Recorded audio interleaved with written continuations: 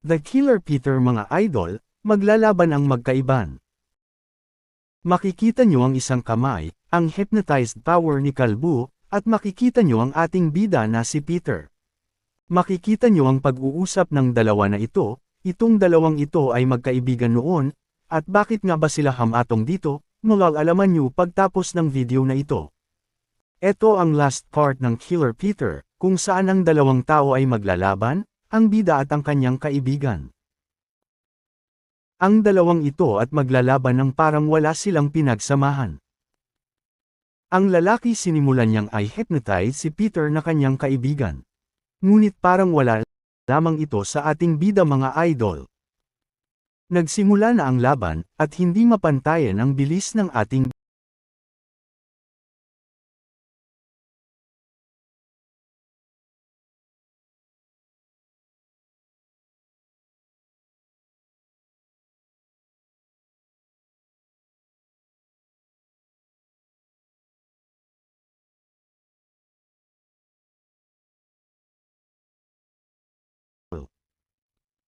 Sa sobrang lakas ng sipa ay tumalsik ang kalaban ni Peter mga idol, sa mausok na pwede kung saan nakatayo si Peter at ang kanyang kaibigan na noong sila ay bata pa. Curious ba kayo mga idol kung bakit sila naglaban?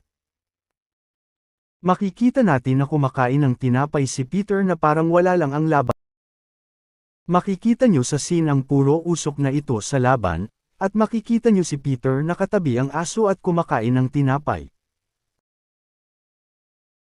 Ang buong katawan ni Peter ay hindi na makagalaw, dahil sa epekto ng powers ni Kalbo.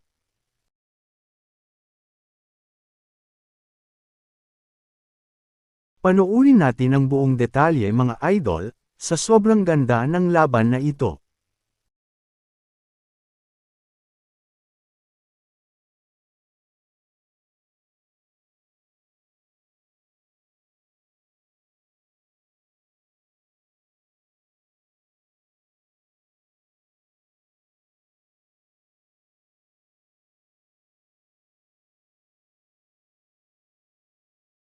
Makikita nyo si Peter na sumakit ang kanyang ulo, at yun ang powers no Kalbu. Na parang kaya niyang ay manipulate ang isang tao, makikita natin sa dulo kung bakit sobrang galit na galit si Peter kay Kalbu.